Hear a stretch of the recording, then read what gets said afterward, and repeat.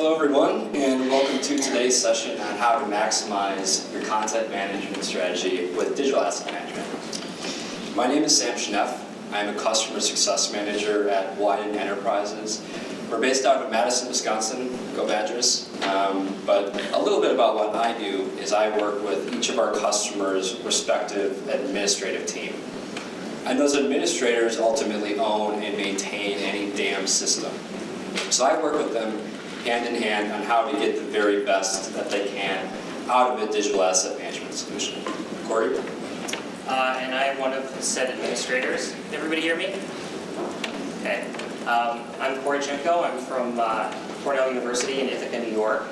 I'm the digital resources coordinator there, which basically means I'm in charge of the Cornell University-wide DAM. Most of what we deal with is photography, but we also do some video and other stuff as well. And basically what we're going to be doing today is Sam is going to be going over the conceptual part of the DAM, and I'm going to be using our system at Cornell as kind of an example to illustrate what Sam's going to be talking about. All right, so a little bit of an overview of what we'll be going over today. And first I want to start by, if you have a DAM at your organization, can you raise your hand? Okay. And the others, are you perhaps looking to have a DAM in your implementation area at your organization? All right, so here's an overview of what we'll be going over today. I'll tell you a little bit about Widen. Corey will go over a little bit about Cornell. And then we'll talk about digital asset management and what it is and how you can get the very best use out of it that you can. We'll also talk about long-term success, some things that you can do at your organization. Corey will give you some tips on some things you can walk away with today, and we'll be sure to leave some time for questions. So let's jump right in. A few things to know about Widen. Widen is a marketing technology company, meaning that we provide service and software solutions that help connect marketing content. Our flagship product is a cloud-based digital asset management solution that helps you store, organize, manage, share, and track your digital assets. Now when I say assets, and we'll define that in just a bit, but it's things like photos, video, audio files, PDFs, and so much more. We also have a DAM Lite solution as well that's also cloud-based, but for today we're going to be focusing on our core DAM solution. We serve hundreds of customers. In fact, I think we're up to over 400 at this point in time, with users all over the world, in just about every single country. We're up to a little over 200,000 at this point in time. And these are just a handful of our customers. You can see they really range in size and in industry. Today, though, we'll be sharing the story of one of these customers, Cornell University. They're one of our biggest DAMs that we have, and Corey's going to take over now and talk a little bit about Cornell and their DAM. So a little bit about Cornell University. We are a large public and private institution. There's some numbers for you there. I'm not going to go over the specifics of that, but suffice to say that we are a pretty large university. We have global links all around the world. We have a campus in Qatar. We've got smaller links in places like India, China, Latin America, all over the place. And as you can see from the number of images in our DAM, we're up to about 500,000 assets. So it's a large DAM system with a lot of different moving parts, and we're going to introduce it to you today. Okay, let's define a couple of things first, though. So what are digital assets? As someone that, like I said, I work with all of our administrators, and I can't tell you how often I hear the term digital assets used interchangeably with digital files, because in actuality, there's so much more than that. Assets are pieces or components of the content we create, and we see them in all sorts of different file formats and used in a myriad of purposes. But ultimately, they have a very high replacement cost if they're somehow lost. Okay, now what is this DAM thing? A DAM is a system that's a great mechanism to help you manage, share, and analyze your content. Now, if you already have a bunch of assets in a bunch of different places, and you're using third-party file sharing tools like Dropbox, WeTransfer, YouSendIt, that's a great start. But ultimately, those tools tend to lack a lot of the core competencies of DAM. Talking about things like advanced search, and metadata, and user governance. And we'll get into a lot of the best practices and dive into those in just a bit. But first, let's start at the top. First we're going to talk about making some good DAM administrator. So we get this question all the time, which is, should you have a full-time dedicated digital asset manager to manage your system? And I'm going to let Sam talk about why the answer is probably yes. Oh, it absolutely is. You know, ultimately, while it'd be great to have just that one person that's familiar with all the inner workings and all the different departments, but generally we recommend having a team of administrators.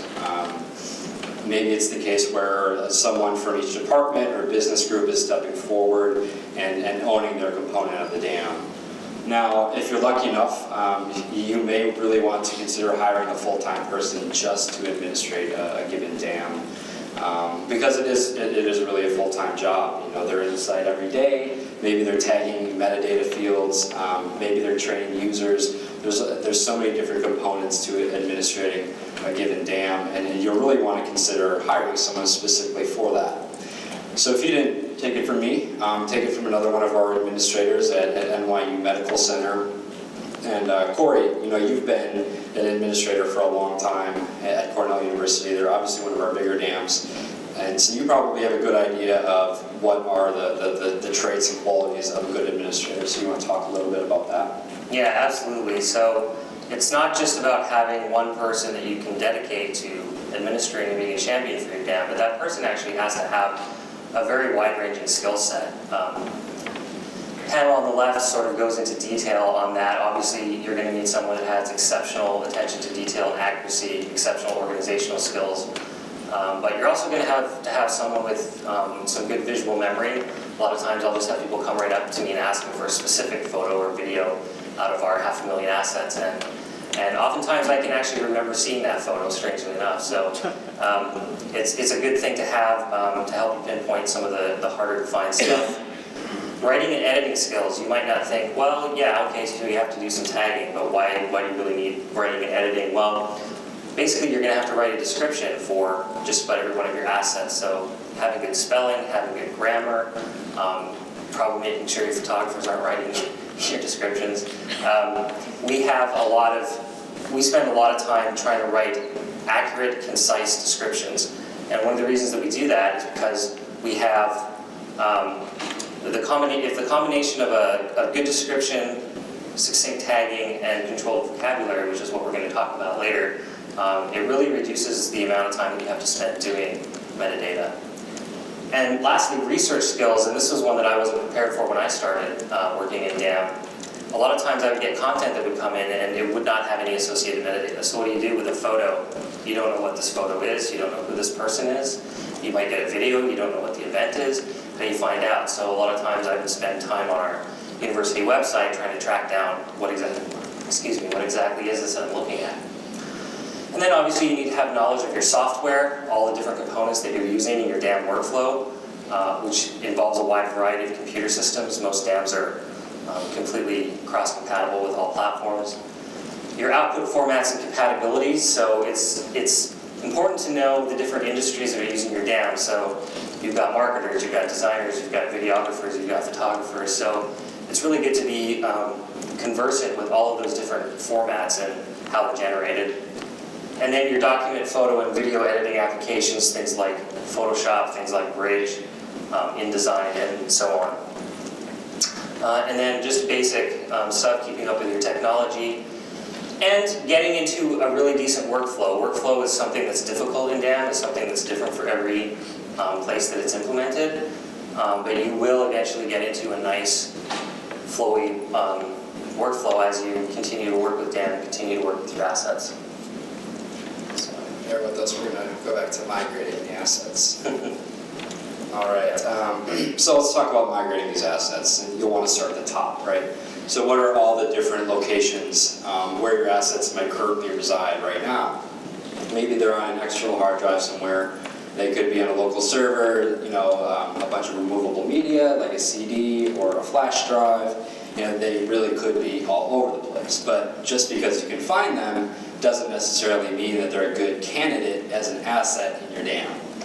So you want to think about moving versus purging, right? Ask yourself, what's most important? What do you find yourself, being requested most often? What's most used? We also, though, offer an archiving feature, all dams do, that usually has dramatically lower storage costs. They might be outdated, but as opposed to just having them sit on an external hard drive somewhere, where over time that might be damaged and you lose those files forever. So having them redundantly stored in the cloud where they're searchable, fully previewable is a really good idea. Now lastly, this point here is really important. A lot of times photographers will go on a photo shoot, and when they come back, they'll go in Adobe Bridge or in Photoshop and tag a lot of the original file metadata. And dams can actually pull from that XMP data and map it to metadata fields of your choosing. So full disclosure, metadata tagging, if you've done it, is not the most thrilling thing that you might be doing at your job. So this is just a really nice way to help automate that process and streamline it long term. Corey, you want to talk a little bit about your process for migrating at Cornell? Right, so when I started at Cornell, we had this problem in spades. Basically, we had stuff on all of these different areas. We had local and external drives, shared servers, the dreaded shared network folder where everyone dumps their stuff. Network attached storage. We had some people with little ready NAS devices on their desktops. We had other people with Drobos, video guys with Drobos. Removable media. I had a filing cabinet full of CDs and DVDs going back about 10 years that the photographers have been using to archive that material. And then we also had some analog media. We had prints, slides, transparencies, negatives, all this stuff, and we had to make decisions about what out of that did we want to digitize and keep and ingest into the dam, and what did we want to ship off to the archives. Most of that stuff was on the older side of things. So basically your first step is to get all of that stuff into one central place. And that might sound really easy, but you actually have to have such a space that's large enough to accommodate all of that stuff so that you can work on it. And that might actually involve upgrading your infrastructure in order to have enough storage space for all of that stuff. And then once you have that, you've got to go through your files, okay? And that includes a number of things like deduplication, taking out all of the different duplicates you have in an image. Basically, the idea is to get what we would call a master image in terms of photography, or the master video in terms of video, which is basically the largest, highest resolution version of that asset that you can have.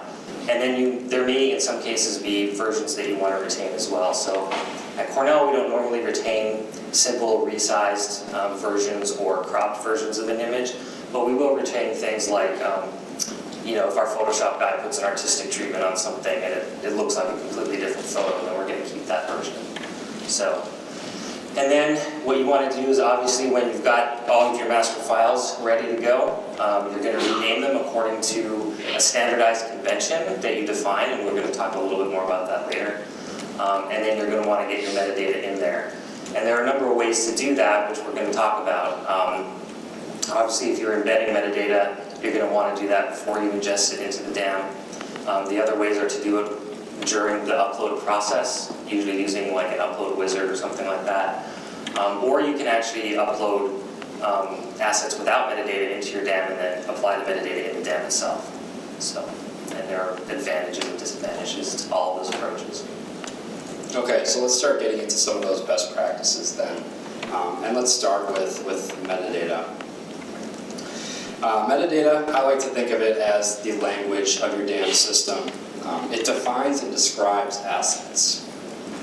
This is so crucial because each of these metadata fields that you see here on the screen are totally searchable. And the easier it is for your users to find assets, the more likely it is that they'll want to keep coming back to your system to find those assets. So some things to kind of ask yourself and think about at a high level when you're talking about metadata. You probably have a wide variety of assets in a given dam system.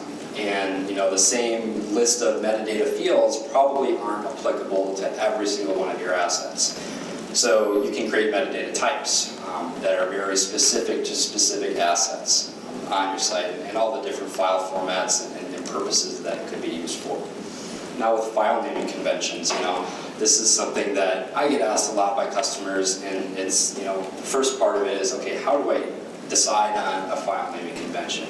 And that's really only half the battle. Obviously you want something that's going to help describe your content, make it easier to find, but some things a lot of administrators struggle with is enforcing that file naming convention. That can be a little bit tricky over time, especially if your admins aren't doing the bulk of the uploading and tagging. A lot of times that's opened up to a big user base. So in that case, you want something that they're going to be able to stick with so that it's consistent to every asset on your site. Secondly, what types of metadata fields? I think you're going to see a common theme here, and it's to not put all this on just one person when you're thinking of a DAM system. You want to check in with all the key stakeholders at any given organization and get their input on what they think would be a descriptive metadata field that would help users find it. So do actively seek out that input whenever you can. And when we're talking about a number of metadata fields, it's hard to put a number on this because it varies so much from organization to organization and really depends on the size and scope of any given DAM. We generally recommend anywhere from 6 to 15. You'll see how that really isn't so much the case with Cornell, but for very good reason. But it can be kind of a fine line between having just the right amount of metadata fields and having too many. So, on one hand, you really do want a nice lengthy list of metadata fields so that they thoroughly describe and define your content. But at the same time, if someone's looking at that list of metadata fields, it can look a little bit daunting. I know metadata fields, as I said earlier, can get some cumbersome at times. So then you kind of run the risk of having a lot of these fields just totally left blank. And as Corey said, an asset with no metadata attached to it really serves no purpose at all because it's not searchable. It's something that people really aren't going to be able to find on your system. So you really do want to pay close attention to having a manageable number of metadata fields. But let's get Corey's take on what they did at Cornell. Sure, so I'm going to take you through basically the 3 levels of our metadata setup at Cornell. This is a list of our asset metadata types. Some people will call these metadata schemas. Basically, it's the group of fields that you're going to employ and apply to all of your metadata. Now, the scheme that we use most often at Cornell is down towards the bottom there, the University Photography schema or metadata type. But you see that we do have others. We have the College of Veterinary Medicine come to us and say, we have these 4 or 5 smaller collections. They're not all photography, and the ones that are photography, we need to track different data than what you're tracking. So we need things like disease and veterinary type things that we need to track, biological statistics and things like that. So we said, okay, we can create a new metadata type just for this collection, which is great. And now we're going to go into the University Photography metadata type and show you our list of fields. As Sam said, it's a little bit larger than maybe the average is, mostly because we have a really wide-ranging scope of different users at Cornell, everybody from the public to faculty members to marketers and designers to the people, the internal office people. So we had to basically track a number of different criteria, but you'll probably recognize some of the more popular ones, things like your creation date, your basic description, your tags field, your copyright information field, whether or not you need a photo release form, for example, in our case, or the photographer.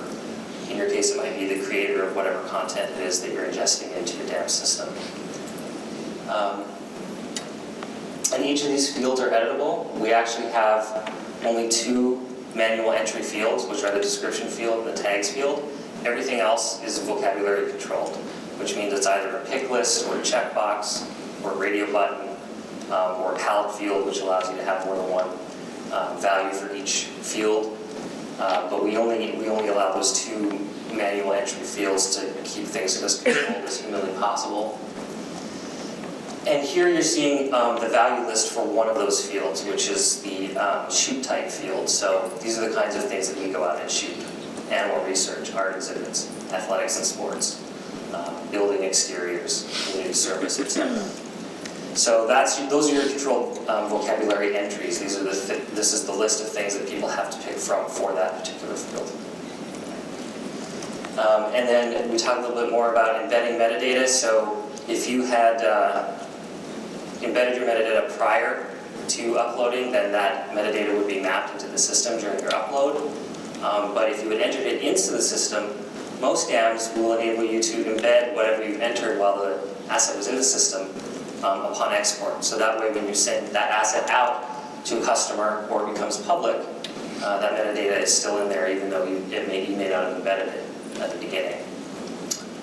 Your non-repeating asset convention at Cornell, we basically use a date-based asset naming convention because it tends to not repeat. So we'll have a date and then we'll have a frame number for a photo, for example. If you have more than one department shooting on the same day, you may have to prepend that with a department abbreviation or something. There's many ways to do that, but it's not really that difficult. The trick is getting people to rename their files. All I see is folder after folder after folder full of images named IMG001, IMG002, and there's 50 subfolders that all have the same thing. And then most importantly, it's important to share your vocabulary, your category structure, your tagging structure, all that stuff together as your taxonomy with your users, especially in terms of ambiguous terms, or maybe you've had a couple words that mean the exact same thing and you've chosen to use one over the other. If your users don't know that you've chosen that and they're constantly searching for the other term, they're going to assume that you don't have any content with that term in it, which may not necessarily be the case. All right, moving on. Let's getting to searching, and obviously metadata has a lot to do with searching, but I like to think about searching within a DAM the same way that you would doing a Google search. So you go to Google because you have a keyword in mind, and you want to see what's out there because you don't really know the URL that you're ultimately going to land on.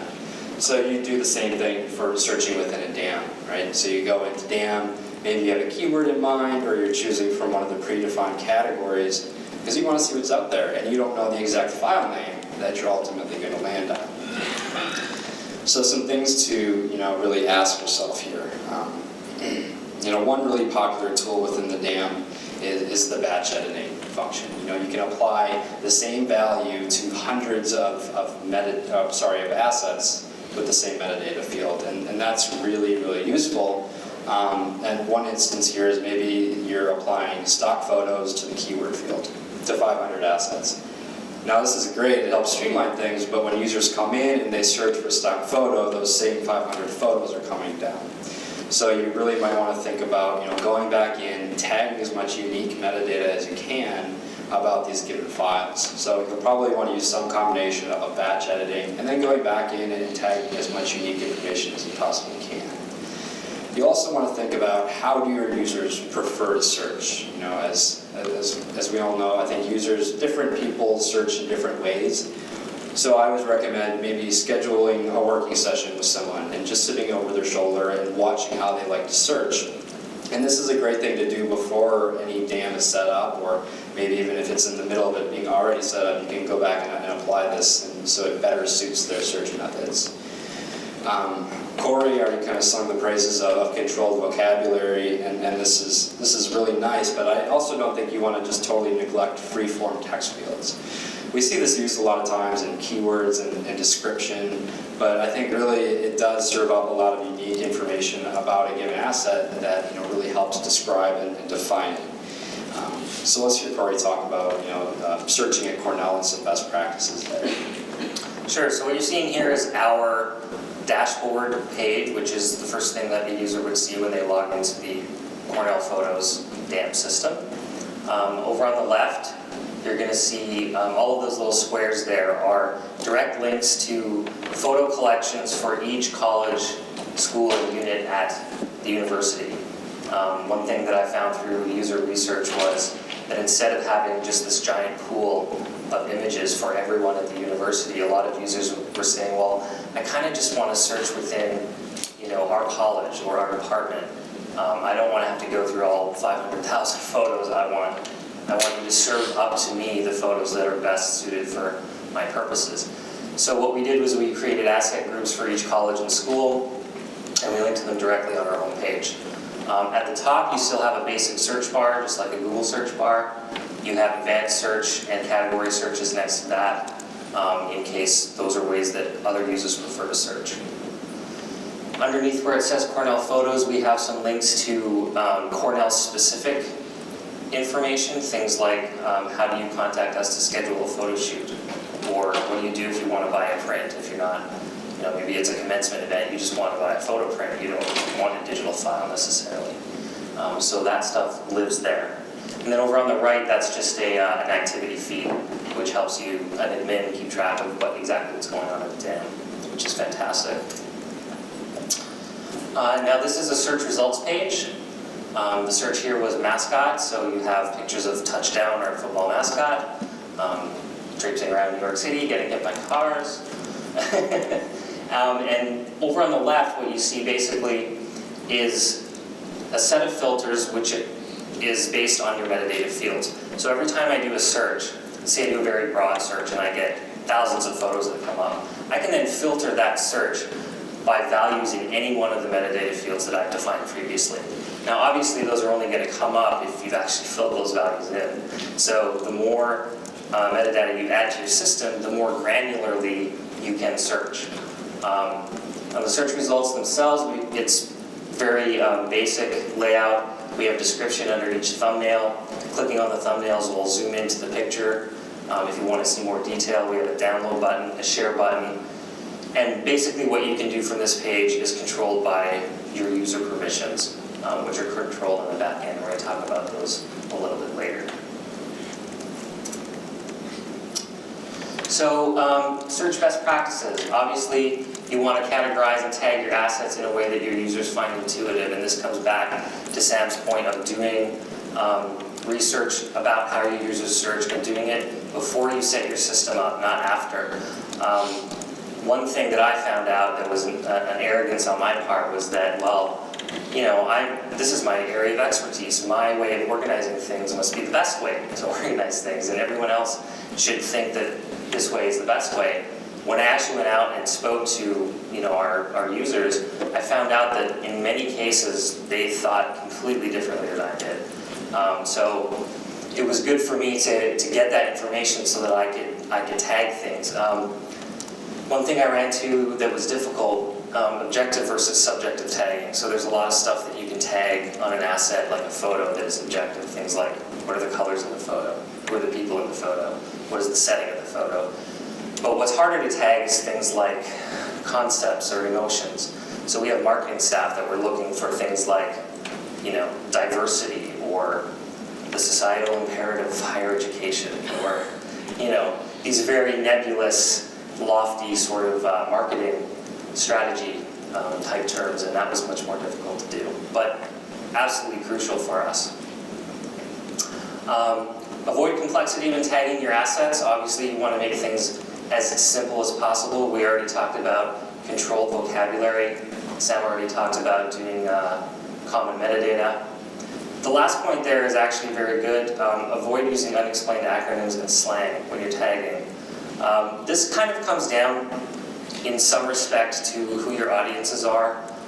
This doesn't apply so much if it's a purely internal audience, but and this also applies to writing your descriptions. There are different registers that you can write in, right? You can write in a formal register or a colloquial register, or what I call the professional register, which is kind of in between, where you don't necessarily want to use any acronyms that you don't explain, and you certainly don't want to use slang or nicknames for people.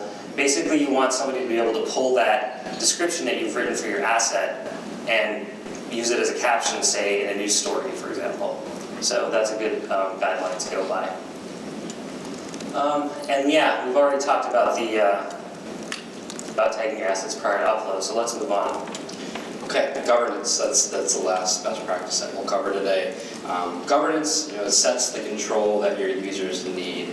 And not only that, but it really gives administrators of the site the peace of mind of knowing that the right assets are being viewed by the right people. And not only that, but they're being used the right way. So let's dive into this and what are some things to really think about here. First, should you provide access by business group, department, or allow organization-wide access? So a lot of this is going to depend on the material in your DAM and how sensitive it is. You don't want a ton of files showing up for a user that really they maybe don't pertain to them so much. You're flooding them with search results and making them go in and refine, just to find something that they came to your system to find. So be careful about that, and this kind of really check with them on what they could possibly need to find in your DAM. Public access. This goes back to my point about having the right users doing the right things with your assets. With DAM, you've got the governance to really make it restricted. Maybe you want them to view your assets, but in order to download them, you're going to have to grant them admin approval on a per order basis. You can certainly do that. Otherwise, if you want to give them free reign, you could certainly allow them to download to themselves. You can allow them to share with others outside of your organization, and you can even allow them to grab embed codes to be able to embed that asset on another web page. So as administrators, they totally get to set that level of control that they want. And then, how do you make sure that certain people only access certain digital assets? This is all done on the back end with the permissioning structure. So every asset that gets uploaded to your site is assigned into an asset group. And every user is assigned into, we call them roles. And so those asset groups and roles kind of play together to build the permissioning structure of your site. Corey, you want to talk a little bit about your setup and internal versus external? So this is Cornell's login page. The first time you attempt to access our DAM, this is what you will see. Basically, we have on the right-hand side 2 ways to log in. One is to log in with your Cornell Net ID, so that's for Cornell users that have a university ID. And then we have non-Cornell users. Now, those are people that when they log in, they're basically members of the public, and we've decided to show them a certain subset of our images, basically our best of selection, and they can view and download low-resolution versions of those assets. That's basically all they can do as a browser, which is what we call that particular role. When you log in with a Cornell Net ID, we actually have this hooked into our university authentication system through a single sign-on. So it actually pulls information based on that person's ID, so I can tell what their affiliation is, like are they a staff member, a faculty member, a student, etc., and which college or school that they're in. And then I can use that information to actually apply their permissions and to give them access to the wider selection of images for their particular college or school, not just the selected ones. So that's very helpful as well. This is a list of some of the roles that we have in use at Cornell. So these are the roles that control what users can and cannot see. I just told you about the browser role. And then for each college and school, we basically have 2 levels of user. We have what's just called a basic user. So the one at the top is AAD, that stands for Alumni Affairs and Development. So if you work for Alumni Affairs and Development, you're either going to be a manager, which can give you access to basically do anything except for high-level administration functions. So you'll be able to upload, tag, edit, delete, all of those things. If you're just a basic user, you'll be able to see all of the AAD content. You'll be able to download it at low resolution, but you won't be able to edit any of the metadata. You won't be able to upload your own photos, and so forth. So that's just how we've defined it now.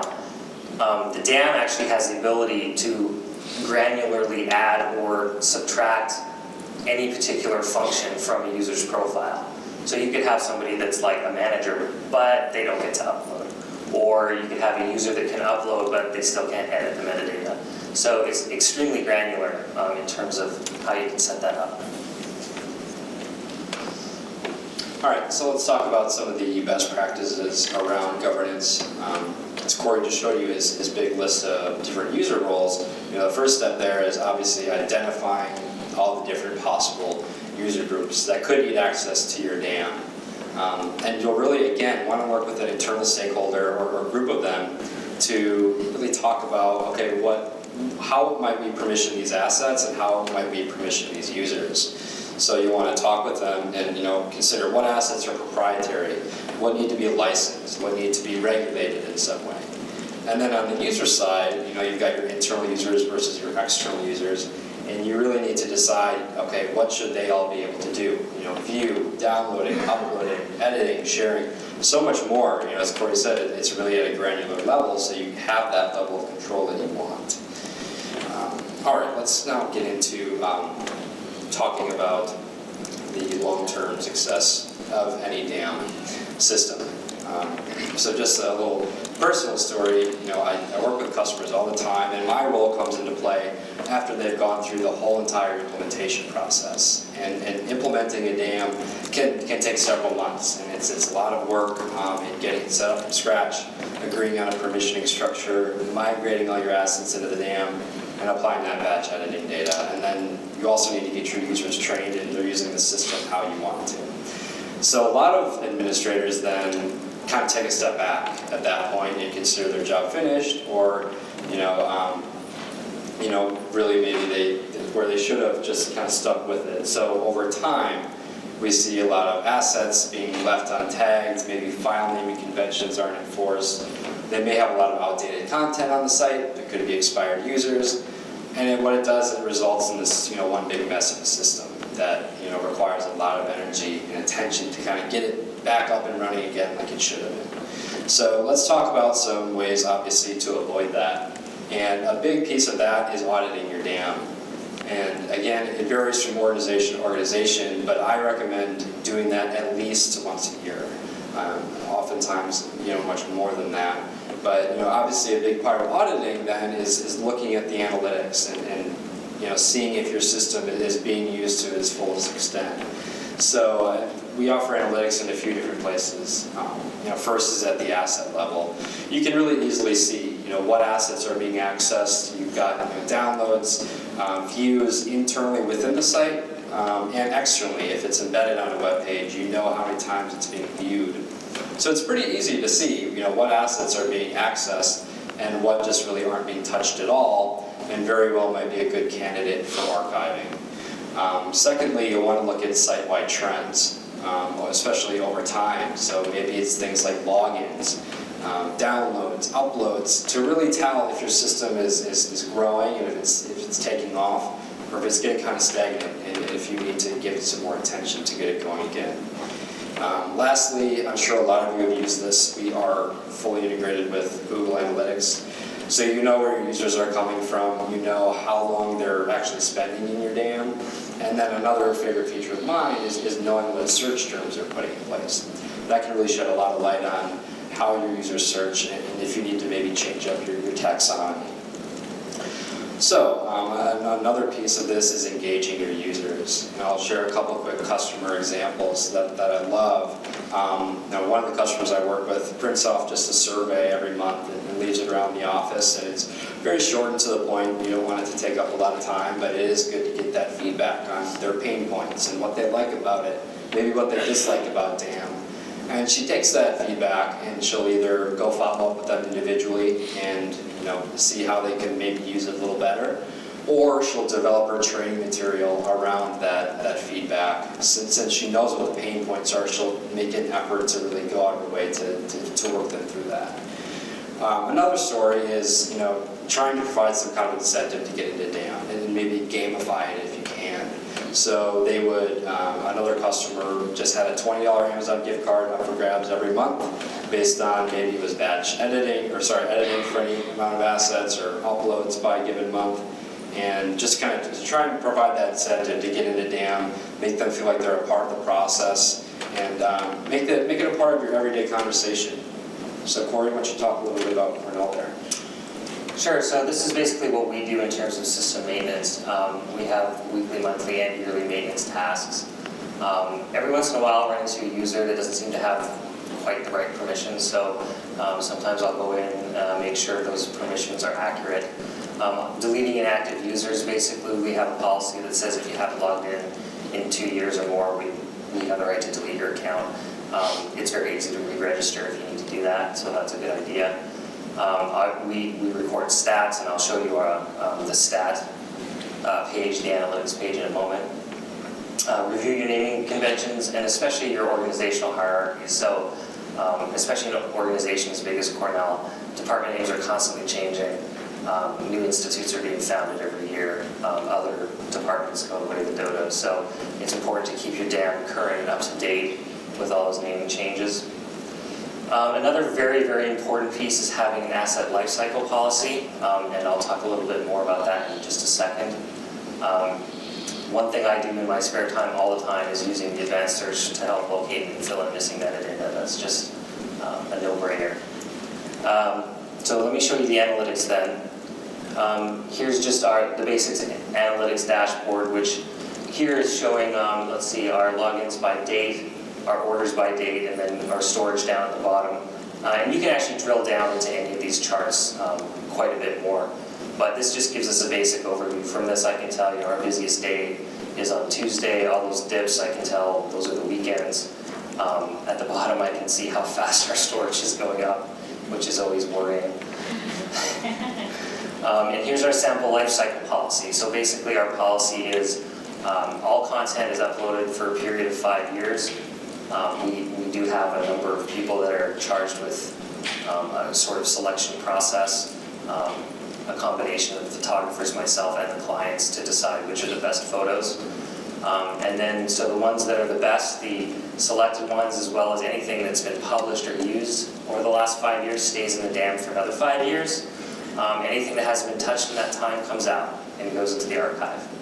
And then after 10 years, doesn't matter how many times it's been used, if it's more than 10 years old, it gets taken out. Basically, that's because we're in marketing, and at that point, the marketing value of an asset is usually pretty low. In very, very rare cases, like at Cornell, our photos of Carl Sagan are always being asked for, so we keep those in the DAM, even though they're from the 1960s and 70s and 80s. So that's just one example of an exception, but that's a good basic rule to go by. And then we ship our old assets off to the university archives. If you don't have an archival set up within your own organization, Widen and Amazon and other places do provide archival storage as well. And then last but not least, our user engagement at Cornell. Basically, I just make sure that our system message are current and relevant. I keep people up to date on when the site is going to be indexed, when new features are going to be released. Always informing your users of upgrades and new features. There's nothing more frustrating for a user than they spend months getting to know your system and then you upgrade it and then nothing works the way that it did before. So it's important to keep those changes, keep them informed of those changes. I showed you how we showcase our relevant current content on our homepage with all of those squares that link directly to people's most current data. And another no-brainer, constantly promote your website. Make sure it's on your letterhead, make sure it's on your business card, make sure it's on your website. Pretty basic. And then I do periodically open things up to training sessions and webinars if people have specific questions that aren't covered in the training materials that we have online or the FAQs or whatever. So we're just going to kind of summarize here with some takeaway tips. Do things right the first time. It's much, much more difficult to go back and fix something that's broken than it is to set it up right at the beginning. Make sure you, first of all, hire a full-time DAM administrator if you can, and assign him early in the process before you've chosen a DAM and before you've chosen your taxonomy, your categorization system, all that sort of thing. Love thy metadata. I don't know if any of you read the metadata is a love note to the future presentation earlier, but that's a fantastic quote and absolutely applicable. And then lastly, your governance. Make sure you're only showing people what they need to see. And as much as they beg that they want to always see everything, chances are they probably don't always need to see everything. And that serving them up content that is most relevant to them is going to give them your best user experience. And that's it for us. Thank you very much. We're going to open it up to questions.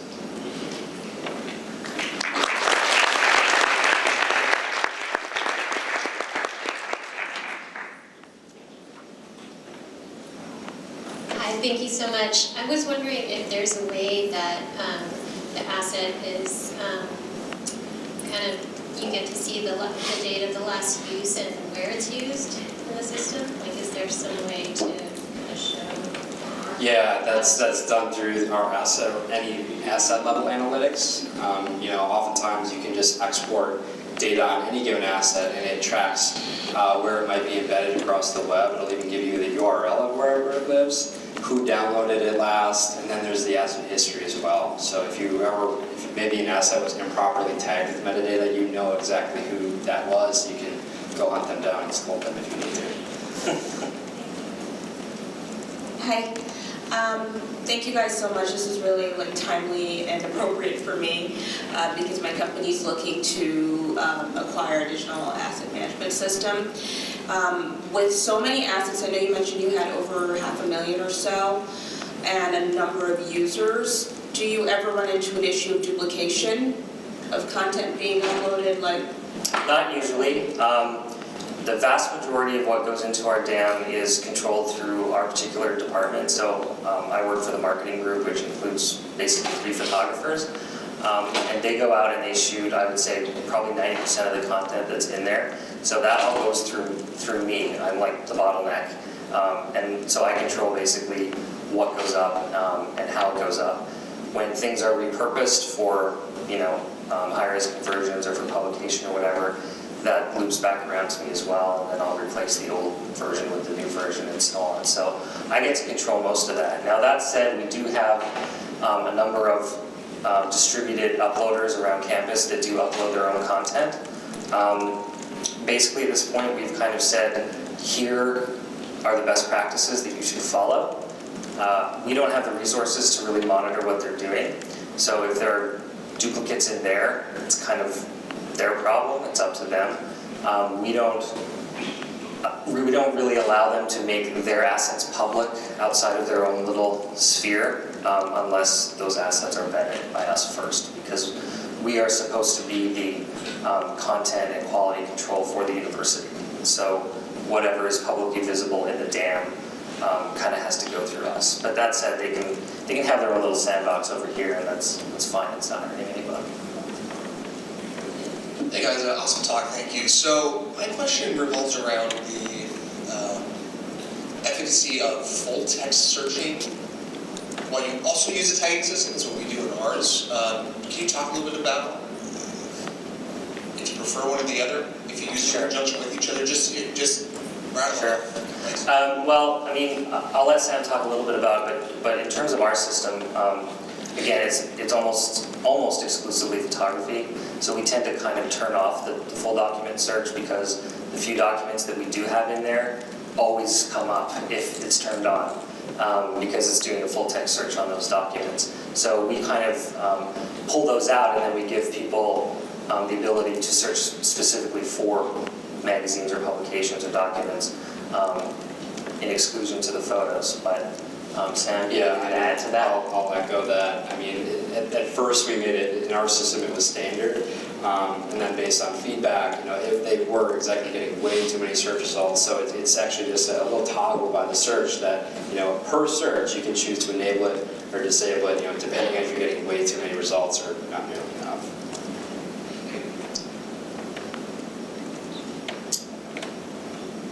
Hi, sorry, I'm still trying to wrap my head around all the various systems and everything, so apologies if this is below most people's understanding. Can you walk me through the integration between if an asset is in your DAM and you want to use it on a public website that may be controlled by a CMS? Is that integrated, or is that somebody has to do the official request to the DAM, pull it down, and so forth? Yeah, you can use a couple of different methods. Widen is fully integrated with Drupal and WordPress, so we see that used a lot. Other CMSs, like Sitecore, you can really leverage the API to have the two systems talking to one another. But I think the practice we see most there is the use of embed codes. And you upload them in one place in your DAM, and you can easily expire it, and wherever it may be embedded across the web, it'll automatically be pulled down. So, and then also that really helps with version control. Maybe you have a a version of a new logo that's embedded on a web page, if you add it as a version in your DAM, it'll automatically update wherever that might be living across the web.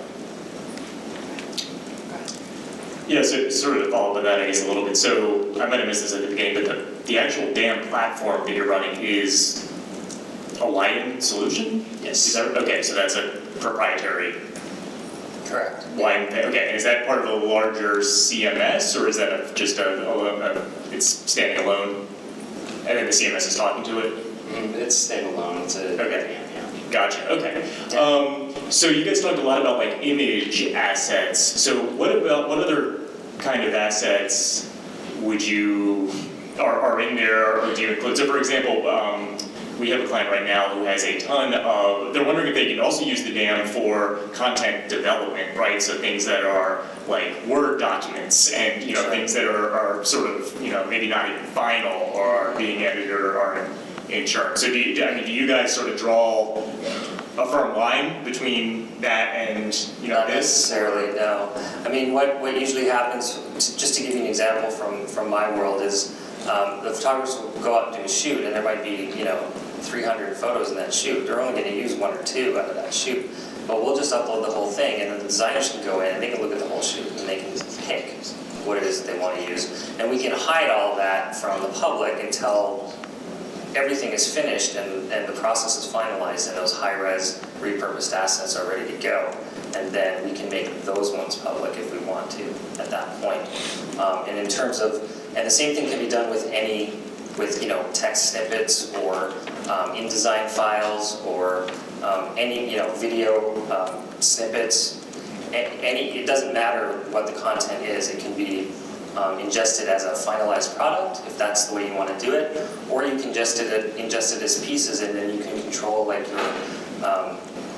your production process, and your approval process, and all of that kind of stuff through the DAM as well. Do you want to talk a little bit more about Yeah, I that? could have said it better myself. Okay. Is that it? Okay, so All right, we're thanks, out of guys. time. Thanks so much. Please follow